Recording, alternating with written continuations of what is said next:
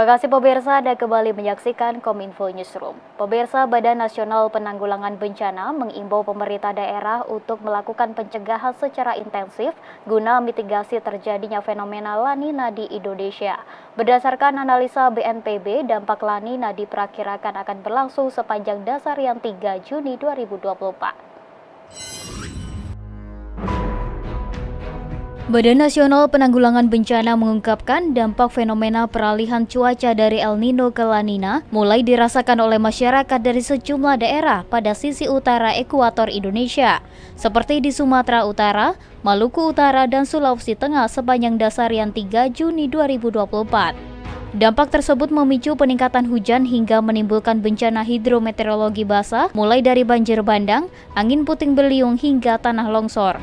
Kepala Pusat Data Informasi dan Komunikasi Kebencanaan BNPB Abdul Muhari dalam disaster briefing kesiapsiagaan daerah menghadapi La Nina memaparkan hal ini terjadi karena La Nina semakin memperkuat keberadaan fenomena atmosfer Madden-Julian Oscillation yang bergerak dari barat ke timur Indonesia dalam pembentukan awan penghujan sisi utara ekuator Indonesia. Oleh karena itu, BNPB mengimbau kepada pemerintah daerah untuk tetap mengintensifkan upaya pencegahan dengan membersihkan aliran sungai, drainase, dan secara aktif melakukan sosialisasi kepada masyarakat untuk mengakses informasi perkembangan cuaca hingga dapat mengetahui bahaya bencana. Untuk pemerintah daerah tentu saja kalau kita selalu mulai dengan apel kesiapsiagaan. Apel kesiapsiagaan ini sebenarnya pengecekan kembali alat perangkat personil dan anggaran.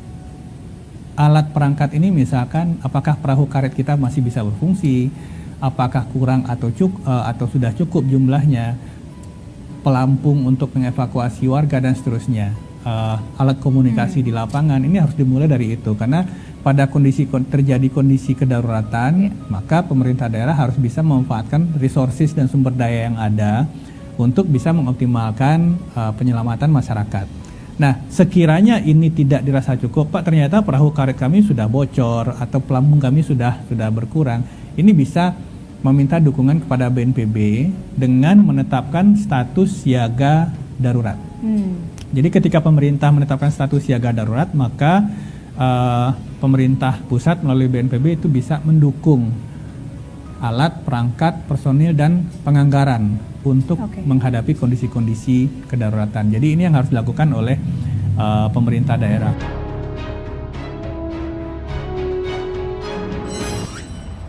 Kementerian Agraria dan Tata Ruang Badan Pertanahan Nasional menggelar mini seminar terkait tata ruang pembangunan Ibu Kota Nusantara.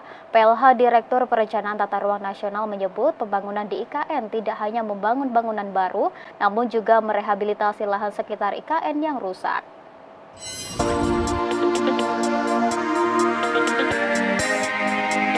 Pemerintah memperhatikan rehabilitasi lahan rusak sekitar IKN dalam proses pembangunan IKN.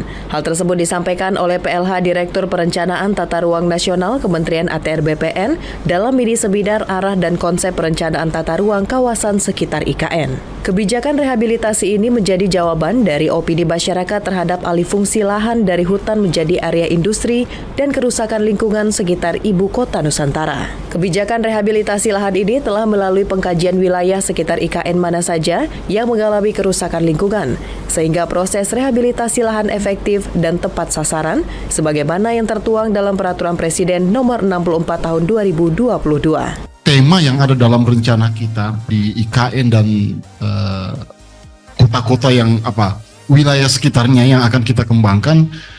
Jadi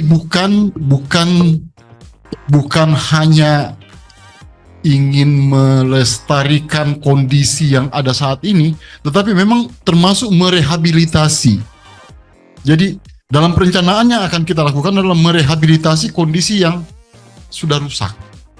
Termasuk diantaranya tadi, kita sudah menyadari bahwa sudah terjadi kerusakan, sedimentasi sudah terjadi, banjir tahunan dan kekeringan juga itu sudah terjadi, dan itu yang makanya salah satu diantaranya kenapa pada saat awal pembangunan IKN ini di sumber daya air, di samping untuk penyediaan air minum untuk IKN, bendung yang disediakan itu adalah termasuk untuk pengendali banjir. Pemirsa, per tanggal 1 Juli 2024, Kepolisian Republik Indonesia menerapkan aturan baru dengan mewajibkan Badan Penyelenggara Jaminan Sosial Kesehatan sebagai syarat pembuatan dan perpanjangan surat izin mengemudi. Kebijakan itu mulai diuji cobakan di 7 provinsi, berlaku sampai dengan bulan September 2024. Kepolisian Republik Indonesia mulai menerapkan kepesertaan BPJS Kesehatan menjadi salah satu syarat untuk pengajuan pembuatan dan atau memperpanjang surat izin mengemudi. Penerapan tersebut mulai dilakukan pada Senin 1 Juli 2024 di 7 provinsi seperti Nusa Tenggara Timur, Bali, Kalimantan Timur, DKI Jakarta, Sumatera Selatan, Sumatera Barat, dan Aceh. Kebijakan ini berlaku sampai dengan bulan September 2024 mendatang. Adapun aturan BPJS Kesehatan menjadi syarat wajib pembuatan SIM tertuang dalam Perka Polri nomor 2 tahun 2023 tentang penerbitan dan penandaan surat izin mengemudi. Kasih Binyan SIM Subdit SIM Korlantas Polri AKBP Faisal Andri Pratomo menuturkan, ini merupakan bagian dari uji coba layanan pengurusan SIM A, B, dan C di sejumlah daerah di Indonesia. Sementara itu, Deputi Bidang Koordinasi Peningkatan Kesejahteraan Sosial Kemenko PMK Nunung Nuryatono mengatakan implementasi aturan ini dipastikan tidak akan memberatkan masyarakat, namun untuk mempermudah proses layanan publik. Pemirsa, pemerintah Indonesia akan mengirimkan sejumlah bantuan kemanusiaan untuk korban tanah longsor di Provinsi Enga, Papua Nugini. Bantuan itu rencananya mulai disalurkan pada 8 Juli mendatang.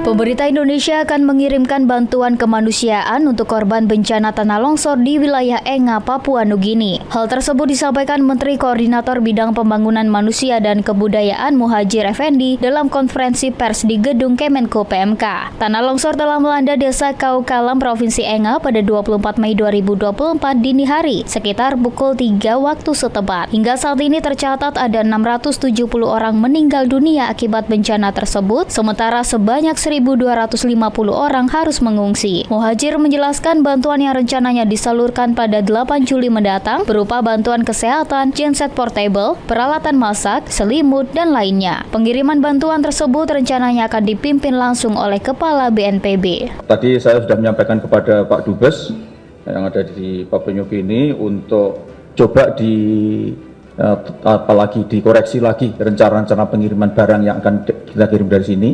Barangkali ada yang masih ada yang lebih dibutuhkan untuk saat ini, nah, sehingga jangan sampai bantuan kita ke sana tidak maksimal, sasarannya tidak kurang tepat, sehingga kita upayakan bisa tersalurkan dengan sesuai dengan kebutuhan para korban di sana. Pemirsa, usai jeda pariwara kami akan segera kembali dengan informasi lainnya, tetaplah di Kominfo Newsroom.